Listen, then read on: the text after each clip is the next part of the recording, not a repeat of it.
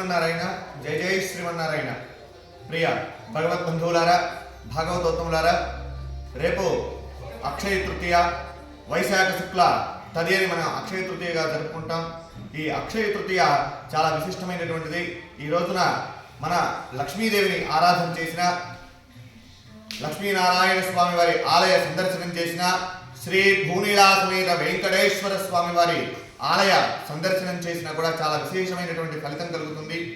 ఈ రోజున అక్షయ తృతీయ రోజున చాలా మంది బంగారం కొనాలి, లేదా స్వర్ణం కొనాలి, వెండి పాత్రలు కొనాలి, రజితం కొనాలని చెప్తూ ఉంటారు. కానీ భగవంతుడు అసలు ఈ హిరణ్యం సాక్షాత్ ఆవిర్భవించిందే శిల నుంచి. శిలే శాలిగ్రామ రూప అని నేపాల్లో ఉన్నటువంటి గండకీ నదిలో శిలలో సాక్షాత్తు లక్ష్మీ స్వరూపమైనటువంటి హిరణ్యం ప్రథమంగా భూమి మీద ఆవిర్భవించినటువంటిదే అక్షయ తృతీయ రోజున. కనుకనే అక్షయము తృతీయ. ఈ తృతీయ అనేటువంటిది అక్షయము అనగా ఎప్పుడూ కూడా నిరంతరాయంగా అభివృద్ధి చెందేటువంటిదే, కానీ అంతరించినటువంటిదే అక్షయ తృతీయ.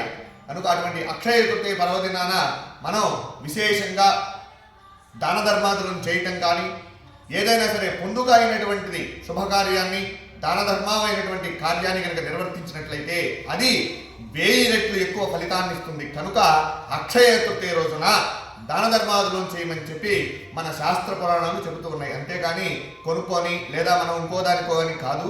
ఈ సదవకాశాన్ని భగవద్భక్తులు ప్రతి ఒక్కరూ కూడా సద్వినియోగం చేసుకోండి. అలానే అక్షయ తృతీయ రోజున మహాలక్ష్మీదేవిని ఆరాధించడం వలన అఖండమైనటువంటి ఐశ్వర్యం, సిరి సంపదలు కలుగుతాయి. కనుక అమ్మవారికి ప్రీతికరమైనటువంటిది కుంకుమ, పసుపు కుంకుమ అమ్మవారికి చాలా విశిష్టత.